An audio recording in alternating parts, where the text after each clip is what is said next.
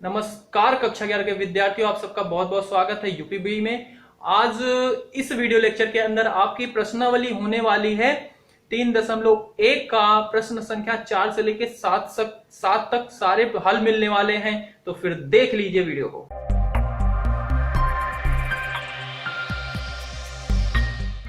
चौथा प्रश्न है, एक वृत्त किसी त्रिज्या 100 सेंटीमीटर है। एक वृत्त जिसकी त्रिज्या क्या है 100 सेंटीमीटर की 22 सेंटीमीटर लंबाई की चाप वृत्त के केंद्र पर कितने डिग्री माप का कोण बनाएगी। पाई का मान 22/7 यूज करना, डिग्री में बताना है। ठीक है, तो इसे समझना क्या दिया क्या गया। कह रहा है कि एक वृत्त है जिसकी त्रिज्या क्या है 100 सेंटीमीटर है। वो क्या कर रहा है, आर्क बना रहा है। कितना दूरी चल रहा है, मान लो 22। तो ये मतलब आर्क बनी, तो ये कोण कितने का है और उसे किसी में बताना है, डिग्री में बताना है। तो आपको रेडियन में तो आप निकाल सकते हो।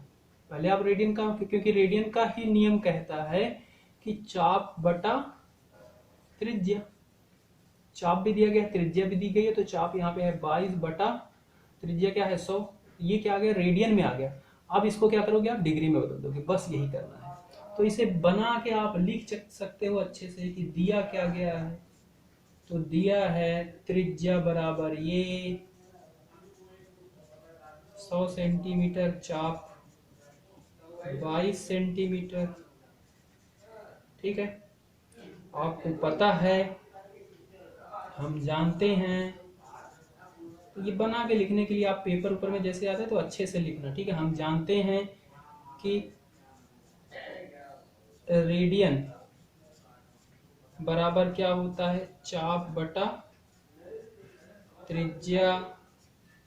तो यहाँ पे चाप आपका है 22, त्रिज्या है 100। ये क्या आ गया, रेडियन में आ गया। अब वी नो दैट, हम जानते हैं वही फिर चीज। या फिर तो एक रेडियन बराबर क्या होता है, एक रेडियन बराबर होता है 180 बटा पाई डिग्री। तो 22/100 रेडियन बराबर, तो 22/100 गुणे क्या हो जाएगा 180 बटा पाई। पाई की जगह पे 22 रखोगे, 22/7, तो ये चला जाएगा 7 ऊपर। और ये 22 से 22 ये वाला कैंसिल हो जाएगा। ऊपर बचा हुआ है 7, एक जीरो को जीरो से भी काट देते हैं।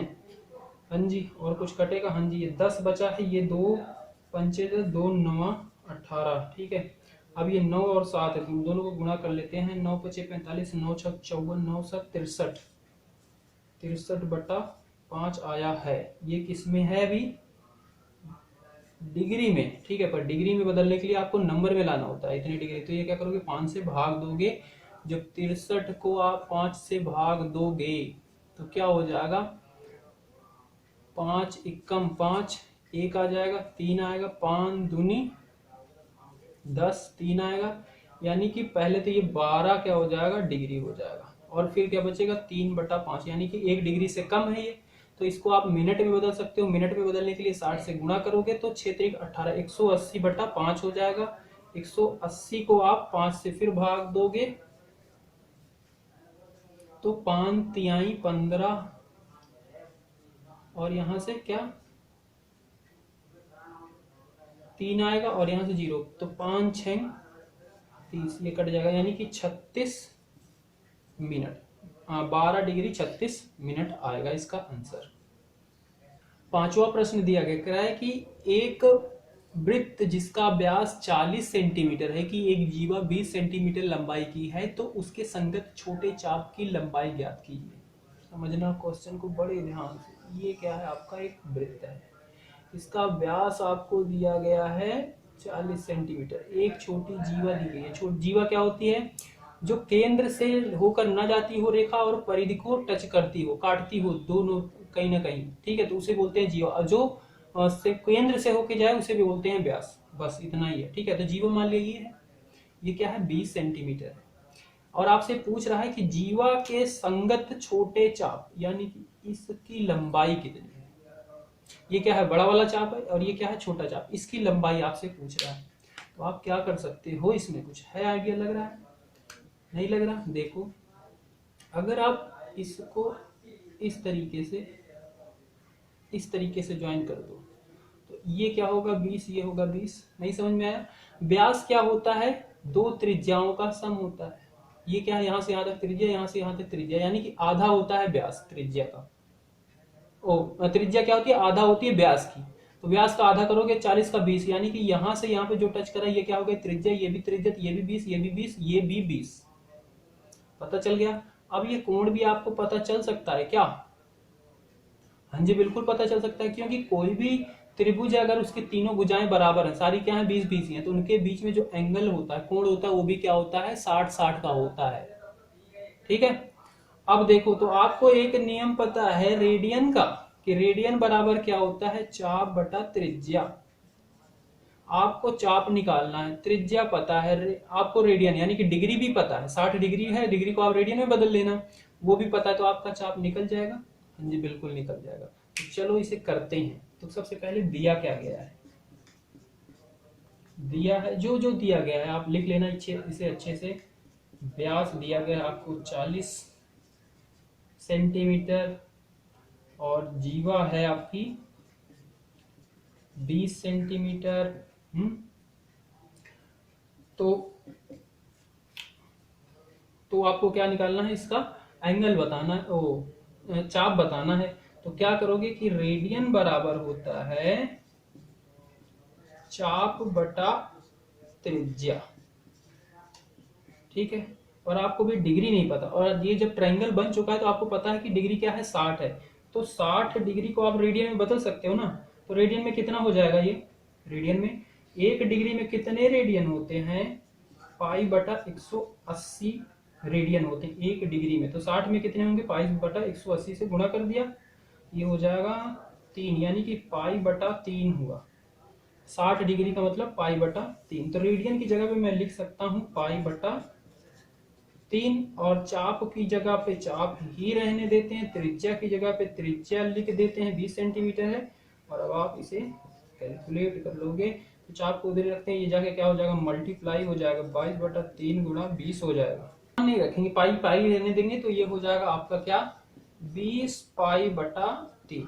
ठीक है, ये भी लिख सकते हो, या फिर 22 बटा 7 करके आप गुणा करके लिख दो, जो भी लिखना है लिख सकते हो। तो ये होगी आपकी चाप की लेंथ। छठा प्रश्न है, यदि दो वृत्तों के समान लंबाई वाले चाप अपने केंद्रों पर क्रमशः 60 अंश तथा 75 अंश के कोण बनाते हैं, तो उनकी त्रिज्याओं का अनुपात ज्ञात कीजिए। त्रिज्याओं का अनुपात, दो वृत्त हैं जिसपे एक 60 का बन रहा है, एक 75 का बना रहा है, उनका क्या है चाप जो दिया गया है समान है। ठीक है, तो दो वृत्त बनाते हैं सबसे पहले तो। ठीक है, एक के केंद्र पर जो बन रहा है कोण वो क्या है 60 का है, और दूसरे के केंद्र पे जो बन रहा है कोण वो क्या है 75 का है। ठीक है, वैसे तो इसे मेरे को बड़ा बनाया होगा भाई, 75 बड़ा होगा थोड़ा, अभी भी नहीं लग रहा, चलो मान लेते हैं। ठीक है, और क्या कह रहा है कि इसका जो ये चाप है, ये चीज ये कह रहा है कि समान है, और इसका हम मान लेते हैं R1 त्रिज्या, इसकी R2, कह रहा है कि त्रिज्या का अनुपात बताइए। तो क्या करोगे आप सोचो। एक चीज पता है कि आपको क्या है चाप आपका क्या है समान है, तो दोनों त्रिज्याओं का चाप निकालो और बराबर में रख दो, और उसके बाद समीकरण बन जाएगा, समीकरण के द्वारा आप R1 R2 निकाल देना। नहीं समझे? देखो भाई आपको क्या कहता है, रेडियन के नियम मापांक के अनुसार कि थीटा यानी कि रेडियन में जो भी होता है वो क्या होता है चाप बटा त्रिज्या। ठीक है, चाप यहाँ पे दोनों के क्या है बराबर है, यानी कि चाप बराबर क्या हो जाएगा इसका थीटा, इसको θ1 मान लेते हैं, इसका θ1 और R1 का गुणा, त्रिज्या था तो ये इसका गुणा, और चाप उसका भी बराबर है यानी कि θ2 और R2 मान लेते हैं उसका। ठीक है, अब एक बात यहाँ पे है कि θ1 और θ2 क्या करना पड़ेगा, हमें रेडियन में बदलना पड़ेगा, क्योंकि यहाँ पे डिग्री में दिया गया है, इसे हमें रेडियन में बदलना पड़ेगा। बस बात समझ गए? ठीक है, मैं यहाँ पे समझ बदल देता हूँ, θ1 क्या है 60 डिग्री है, तो इसे किससे क्या करोगे पाई बटा 180 से मल्टीप्लाई करोगे, ये हो जाएगा पाई बटा 3, और θ2 आपका है 75 पाई बटा 180, इसे ऐसे ही रहने दो। ठीक है, अभी देखेंगे आगे कट जाएगा तो कट जाएगा, नहीं तो फिर लास्ट में कर लेंगे। ठीक है, अच्छा तो अब इसे लिखोगे कैसे, तो आप लिखोगे माना θ1 क्या है पहला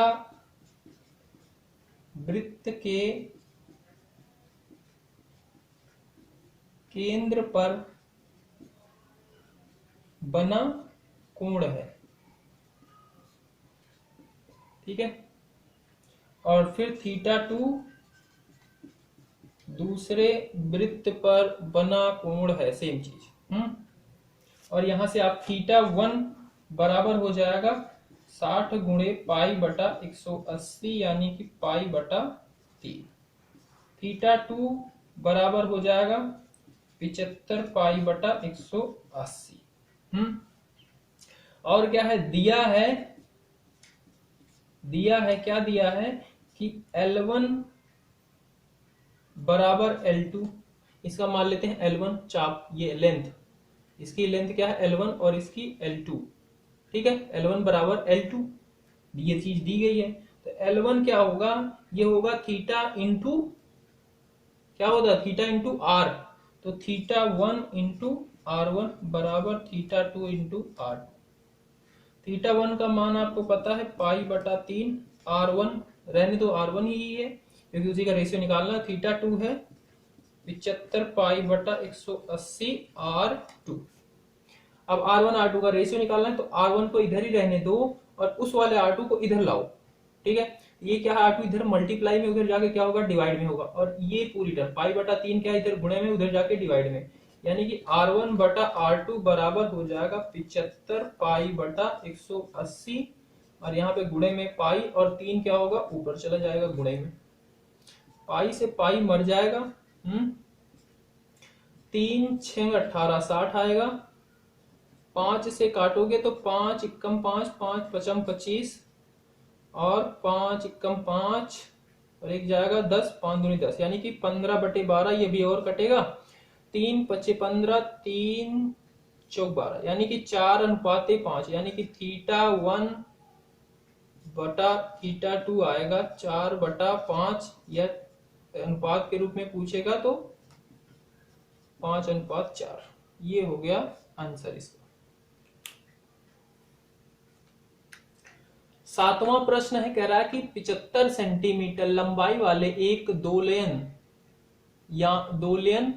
दोलायमान दोलक का एक सिरे से दूसरे सिरे तक दोलन करने से जो कोण बनता है उसका माप रेडियन में ज्ञात कीजिए, जबकि उसके नोक द्वारा बनाए गए चाप की लंबाई निम्नलिखित है। दोलन समझते हो ना, ऐसे मान लो एक धागे में पत्थर बांधो और उसे ऐसे लटका दो, ऐसे ऐसे होता है ना। ये जब लटकेगा तो यहाँ पे जो आर्क बनाएगा, जहां से पत्थर ऐसे ऐसे टर्न होगा, ठीक है।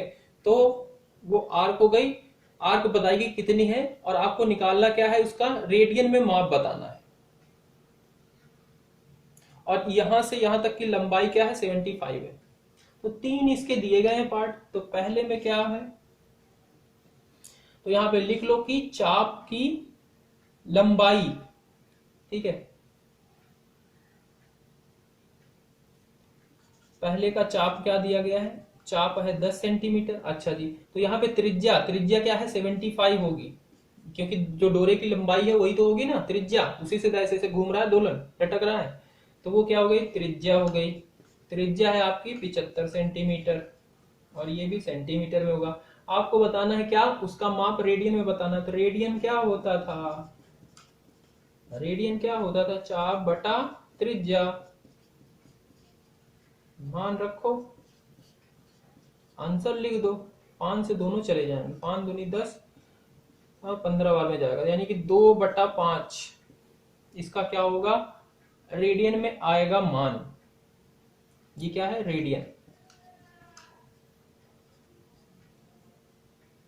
ठीक है। दूसरा इसी का सेम ही है, 15 सेंटीमीटर है चाप, तो यहाँ पे चाप क्या हो जाएगा आपका 15 सेंटीमीटर, त्रिज्या वही 75 ही, तो इसे कह लो या रेडियन, वो क्या बोल रहा है वहां पे, रेडियन माप कह लो इसे, बराबर क्या हो जाएगा, चाप बटा त्रिज्या, तो 15/75, यानी कि 5/4, क्योंकि ये क्या जाएगा 3 ये हो जाएगा 75 है, ठीक है। 15 एकम 15, 15 सत्ते